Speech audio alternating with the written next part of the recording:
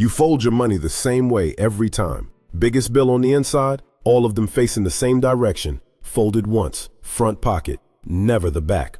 40 years, same fold, and you couldn't tell me why if I put you on the spot. I'm Franklin. Today I want to talk about men like you, born somewhere between 1965 and 1972, old enough to remember when the phone was bolted to the kitchen wall and the whole house could hear your business. The way you carry yourself in a room, the way you handle a dollar, the way you go still when something's wrong. None of it landed on you by accident. Somebody put it there. Let's talk about who.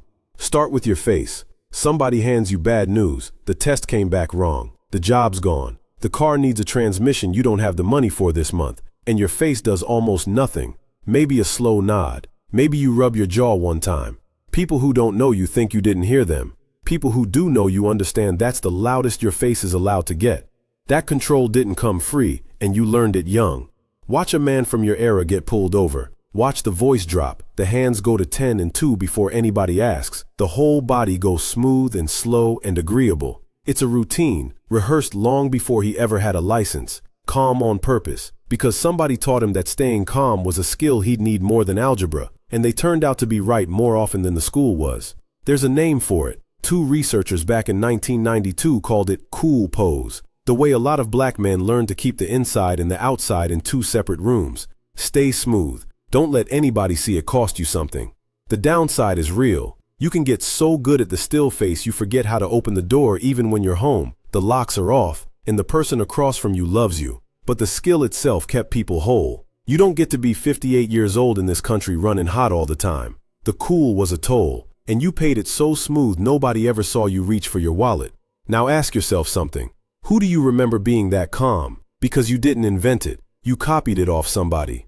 Here's the next one. You eat last. Cookout, holiday, regular Tuesday, doesn't matter. Everybody's plate gets made. Everybody's cup gets filled. The kids get settled. Somebody's mother has the good chair, and only then do you fix your own plate. Usually standing up. Usually the pieces nobody else wanted. You'll do this at 60. You'll do it when your knees are bad. You'll do it as a guest in somebody else's house and make them feel rude for trying to stop you. That comes from watching how the men around you define the whole job. For a lot of you, manhood got measured in one currency, and it wasn't, "Are you happy?" And it sure wasn't, "How do you feel about your work?" It was, "Did everybody else have what they needed? Did the light stay on? Did the rent clear? Did the kids have shoes that fit this year instead of last year?" A man who came home tired and walked back out the door the next morning anyway. That was the entire lesson, and nobody had to say it out loud for you to catch it. So you built your whole sense of yourself around being the one who handles it. That's a beautiful thing and a quiet trap, both at once. Beautiful, because there are people walking around fine today because you decided your tire didn't count. The trap is you never built the muscle for being taken care of. Somebody offers to help you and your whole body locks up like they said something disrespectful about your mother. You've been the wall so long you forgot walls are allowed to lean on something too. When's the last time you let somebody else make your plate? Now watch what you do when something breaks. Your first move is never the phone. It's the garage. You've got a coffee can of mismatched screws, a roll of duct tape older than your youngest child, and a confidence about plumbing that your water bill does not always support.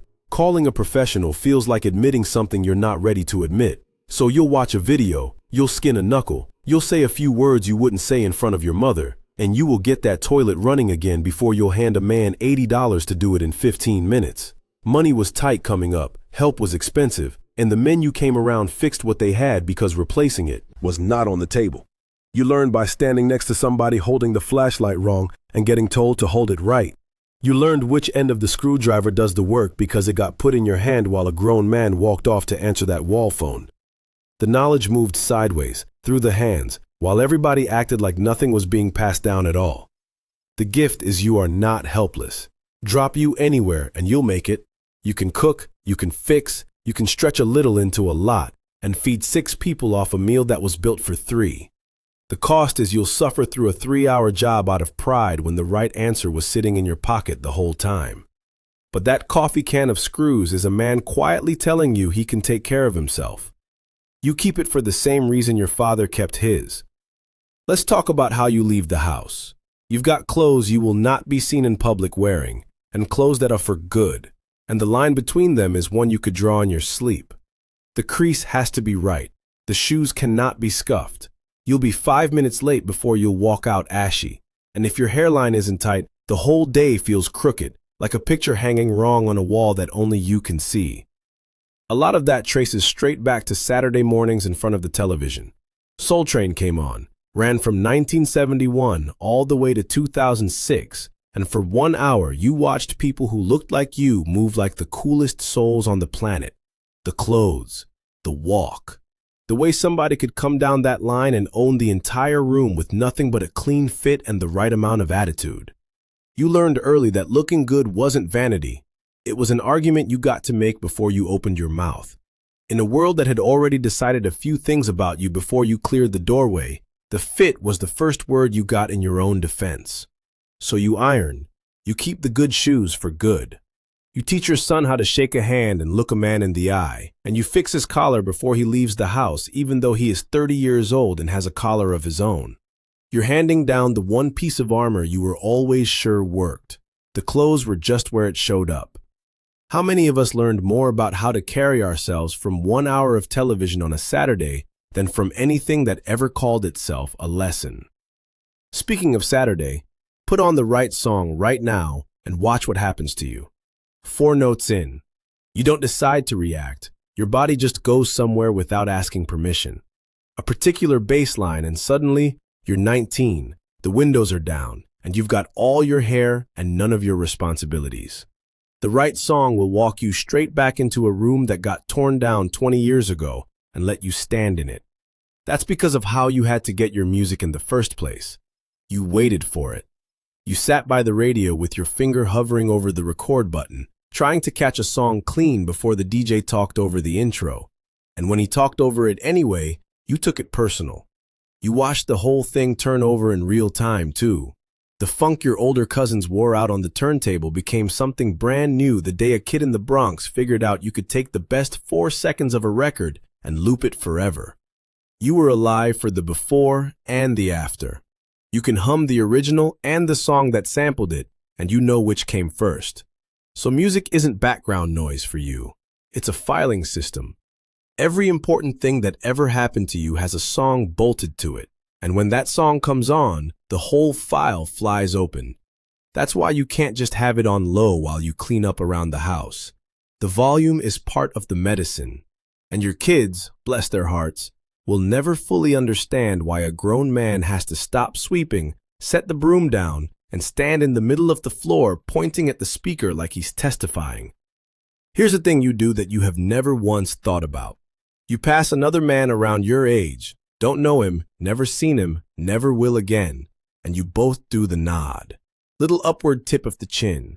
A whole conversation in half a second. I see you, you see me, we're all right. You've been fluent in that since before you could drive.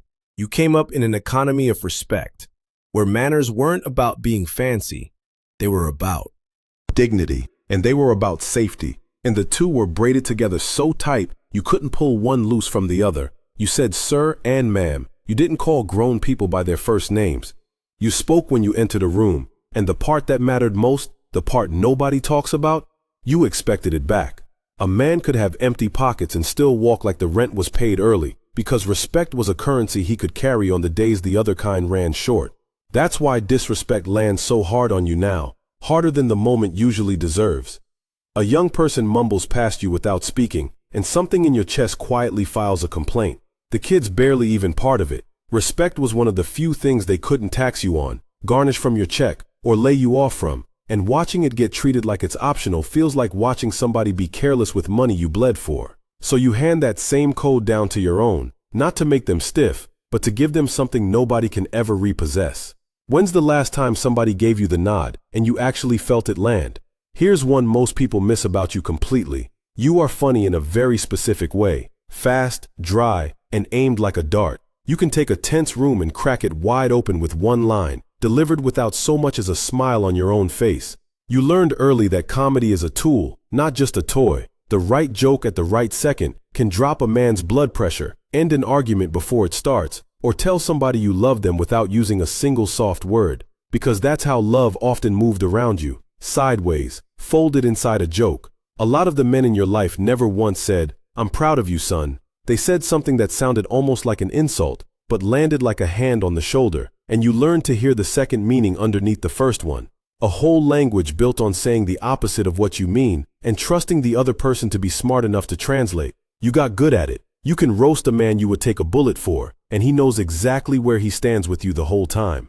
The real skill hiding under the jokes is reading people, temperature, timing, what's actually being said under what's getting said out loud. You can walk into a room and know inside 4 seconds who in there is not okay. That's a genuine talent, and you've had it so long you assume everybody walks around with it. They don't. Most folks are still standing there listening to the words. Now look at where every bit of this is pointing. Right now, a whole lot of men your age are doing the hardest job they have ever done and barely saying a word about it. 3 out of 4 people in your generation are taking care of somebody, an aging parent on one side, a kid who's not quite all the way launched on the other, and you in the middle holding both ends of the rope at once. The surveys are starting to catch up to it. Most of them say it's draining people financially and grinding them down emotionally and physically. And here's the thing those surveys can't see. You were built for exactly this. And you were built for it by the same people you are now turning around to take care of. The composure you learned watching somebody stay calm under pressure, that's what lets you sit in a doctor's office and hear hard news about your mother without coming apart in front of her. The provider reflex, the eating last, that's what gets you up at 3 in the morning when somebody needs you and never lets you mention how tired you are. The fix-it hands, the stretch-a-dollar mind, the still face, the respect, the joke that breaks the tension in a hospital hallway. Every single thing they handed you, you are spending right now, on them.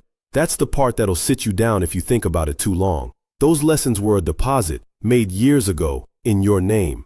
And the people who made it are the ones standing at the window now, cashing it out. So the next time you catch yourself folding your money the same old way, or fixing something you should have replaced 2 years ago, or going quiet when you've got every right to be hollering, don't be so quick to call it just a habit. Somebody loved you in a language that didn't waste a lot of words, and you learned to speak it so well you do it now without even thinking. You're not stuck in your ways, you're carrying theirs. And from where I'm standing, you're doing it better than they probably ever got around to telling you. Thanks for watching. I hope you liked this video. Hitting that like and subscribe button below lets me know if you do. Check out one of the videos on the screen next, and I will see you in the next video. Peace and love.